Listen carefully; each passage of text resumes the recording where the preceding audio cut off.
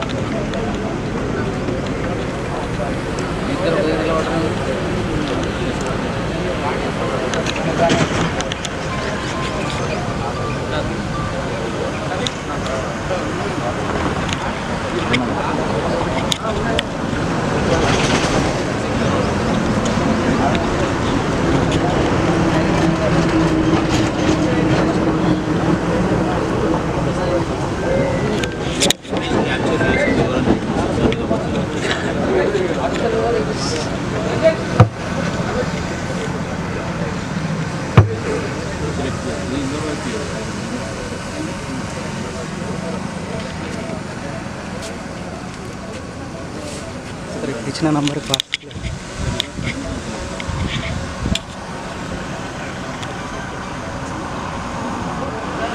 Two wheeler మీద ఇద్దరికి helmet ఉండాలి. హెల్మెట్ పెట్టుకున్న దానికి బిగించాలి, క్లిప్ పెట్టుకోవాలి, స్ట్రాప్ పెట్టుకోవాలి. మళ్ళీ దానికి చాలా మంది ఏం చేస్తారంటే పెట్టుకోకుండా వేసుకుని పోతుంటారు.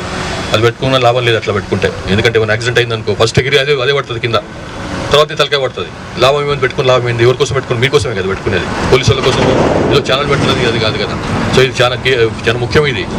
తర్వాత ఈ చిన్నపిల్లలు ఉన్నా కానీ 4 ఏళ్ళ పైన ఉన్న పిల్లలు కూడా ఉన్నప్పుడు వాళ్ళు కూడా పెట్టాలి. వాళ్ళకు కూడా దొరికే హెల్మెట్లు ఉంటాయి. చిన్నపిల్లలకు తట్టుకునే పిల్లలకు సరిపోయే హెల్మెట్ కూడా ఉంటాయి అన్నట్టు, అవి కూడా పెట్టుకోవాలి. అంతేగాని మనం తర్వాత ఇంకోటి పెద్ద ప్రాబ్లం ఏంటంటే మీకు పెద్ద ప్రాబ్లం ఏంటంటే హైవే పోతున్నది. హైవేని ఎట్లా నడిపించాలో మాకు తెలియదు. ఇప్పుడు నువ్వు ఈ ఊరికి వెళ్ళి హైవేకి ఎంటర్ అయినప్పుడు ఏం చేస్తావు? బండ్లు వస్తున్నాయని చూడాలి. ఎందుకంటే వాళ్ళకి హక్కు ఉంటుంది. హైవే మీద మొదటి హక్కు కోరుకుంటుంది, హైవే మీద పోయడానికి ఉంటుంది. మనకు కాదు. వాడు వెళ్ళిపోయినాక తర్వాత మనం రోడ్డుకి ఎక్కాలి. చాలా మంది ఏం చేస్తారంటే ఆయన నాతో ఉన్నవన్నీ చెక్కుని వస్తారు, ఆయన తెలియదు తక్కువ నుంచి గుర్తిస్తారు, అదంతా అయిపోతుంది. అందుకోసమే డిఫెన్సివ్ డ్రైవింగ్ అనేది పాటించాలి. డిఫెన్సివ్ డ్రైవింగ్ అంటే ఏంది? ఇప్పుడు ఎదుటి మీద కన్నేసి ఉంచాలి. వాడు ఎట్లా నడిపిస్తుండో మన మంచి డ్రైవర్ కావచ్చు కాక మనం మంచిగా నడిపిస్తాము. మనకి ఎప్పటి నుంచి అనుభవం ఉంది. ఇంతవరకు ఎప్పుడు కూడా యాక్సిడెంట్ చేయలే. కానీ ఏంటంటే మనకు వాంత పోల మనము ప్రాణం పోయే అవకాశం ఉంటుంది. పెద్ద వెహికల్ ఉంటుంది, మన చిన్న వెహికల్ ఉంటుంది.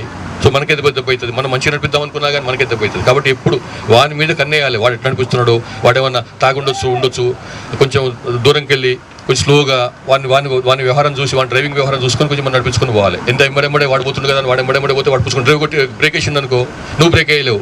ఏసీ లోపలనే పోయి గుద్దుకుంటుంది.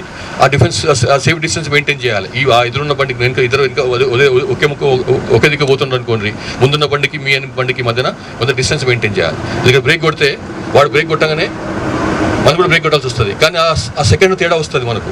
ఆ సెకండ్ తేడాలో మనం గుర్తేసుకుంటాం. కాబట్టి ఆ సేఫ్ డిస్టెన్స్ అంటే ఒక 20 మీటర్లు, వానికి మనకు 20 మీటర్లు, ముఖ్యంగా ఇటువంటి పెద్ద రోడ్లో పోతున్నప్పుడు మెయింటైన్ చేయాలి.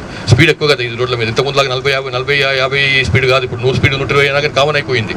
కాబట్టి ఇవన్నీ చిన్న విషయాలే కావచ్చు కాక, కానీ పానం కాపాడుతాయి ఇవి. మీ ఇంట్లో కూడా వెయిట్ చేస్తుంటారు మీకోసం అని చెప్పి. పొద్దుగాల బయటకు వెళ్ళినప్పుడు మధ్యాహ్నం కల్లా లంచ్కి వస్తా అని చెప్తాము, బయటకు వెళ్తాము, అయితే అవుతుంది, ఆమె ఎదురు చూస్తుంటుంది. ఇక అనుకోని సంఘటన జరిగిందంటే ఆయన మోసుకొస్తారు ఇంటికి. మరి అటువంటి పరిస్థితి కావాలన్నా మనకు. కాబట్టి మనకి చాలా యంగ్స్టర్స్ ఉన్న చాలా మంది ఇక్కడ అంత చాలా ఫ్యూచర్ ఉన్న వాళ్ళు భవిష్యత్తు ఉన్న వాళ్ళు. సో అందుకోసం అని చెప్పి మీ తల్లిదండ్రుల కోసమని మీ మీద ఆధారపడ్డ వాళ్ళ కోసమని మీ మీద ఆశలు పెట్టుకున్న వాళ్ళ కోసమన్నా మీరు మంచిగా నడిపించాలి.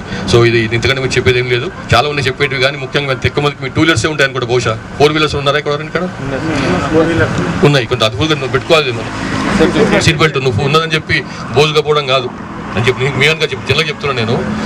మీరు పెట్టుకోవాలి, పక్కన పెట్టాలి, ఇంకా కూర్చొని పెట్టాలి. అది ఎంతమంది కూర్చున్న అంతమందికి సీట్ బెల్ట్ పెట్టుకోవాలి. లేకపోతే సీట్ బెల్ట్ పెట్టుకోకపోతే ఏమవుతుంది? యాక్సిడెంట్ అయింది అనుకో ముందులో పడతాము. దానికి మన ఎయిర్ బ్యాగ్ ఉంటుంది. ఎయిర్ బెలూన్ ఓపెన్ కాదు, ఎయిర్ బ్యాగ్ ఓపెన్ కాదు. ఎందుకంటే దానికి దీనికి లింక్ ఉంటుంది అనమాట. ఈ సీట్ బెల్ట్ పెట్టుకుంటేనే ఎయిర్ బెలూన్ ఓపెన్ అవుతుంది. లేకపోతే ఎయిర్ బెలూన్ ఓపెన్ కాదు, నువ్వు వాళ్ళకి బయట పడతావు, తలకాయ భూమి మీద తగులుతుంది, అది కాకూడదు అవుతుంది. కాబట్టి అది కూడా పెట్టుకుని పోవాలి. మీరు అందరికి చెప్పాలి. మీరు ఓన్లీ ఇక్కడ ఉన్న 20 మంది 30 మంది కాదు, అందరూ కూడా చెప్పాలి ఈ విషయాలు. చిన్న చిన్న విషయాలు అనిపిస్తాయి మనకు, కానీ వాళ్ళు కూడా నేను బ్రహ్మాండమైన డ్రైవర్ను, ఇన్నాళ్ళు అసలు 30 నుంచి డ్రైవ్ చేస్తున్నా, 20 నుంచి డ్రైవ్ చేస్తున్నా, ఒక్కసారి యాక్సిడెంట్ చేయాలి అనుకుంటాడు. కానీ యాక్సిడెంట్ కావడానికి ఎంతసేపు? 1 సెకండ్ కాదు, సెకండ్లో 10వ వంతు చాలు మనకు యాక్సిడెంట్ అవుతుంది అని చెప్పి. బాగున్నారా? సో ఇది పక్కా పాటించండి. చిన్న చిన్న విషయాలే కావచ్చు కానీ పక్కా పాటించండి. అందుకు బాగుండండి. Thank you.